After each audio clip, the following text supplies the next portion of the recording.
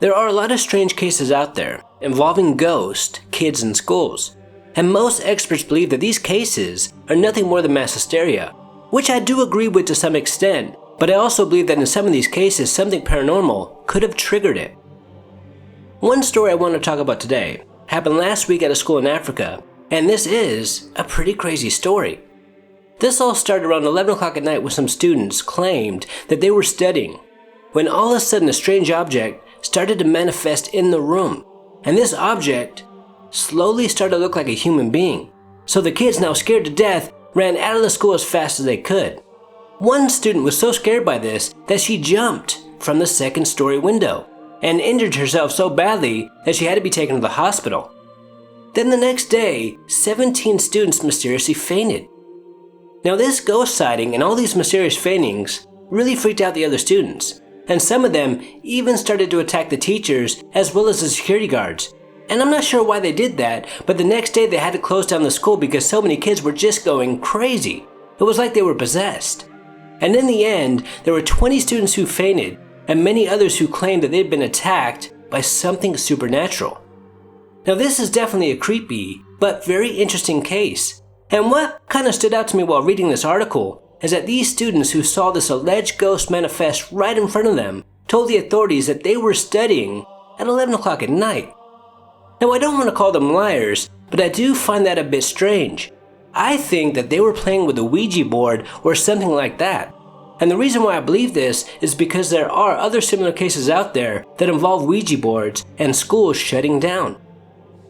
One such case happened in Peru when a school had to cancel classes for a whole week.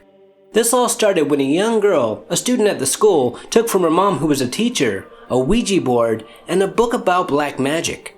And during school hours she asked her friends if they wanted to play. And while they were playing, the girls started to get very aggressive, and they were also being very loud, so they got caught.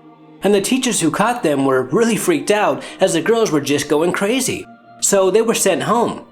Some of their parents even believed that they were possessed by the devil, and they took them to see a priest. Now what I find odd and very disturbing about this case is these kids that started to act possessed after playing with the Ouija board did not have any contact with the other school kids after they got caught. But yet many other students started to act the exact same way as them. Some of the teachers stated that after these kids got caught, they started to hear strange cries behind the walls and even saw some of the students crawling on the floor. And because there were just so many students acting like this, they had to shut down the school for a whole week, making this an amazing paranormal case. Now most experts say that this was nothing more than mass hysteria.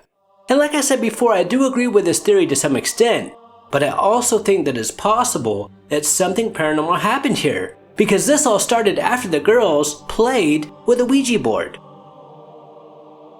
Another case happened in India when students just started to faint.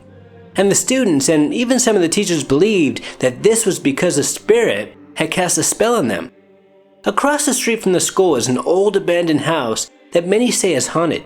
And a lot of the time the school kids would go in there and try to contact the deceased owner of the house, making some believe that some of these kids got this spirit angry.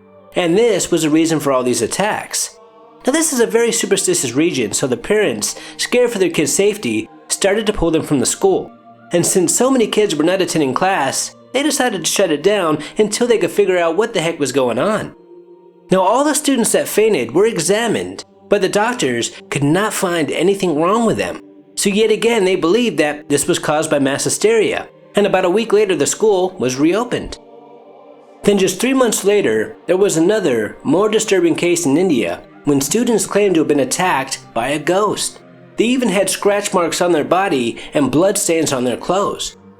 Now this started off slowly, then it really escalated to where almost every day another student was attacked.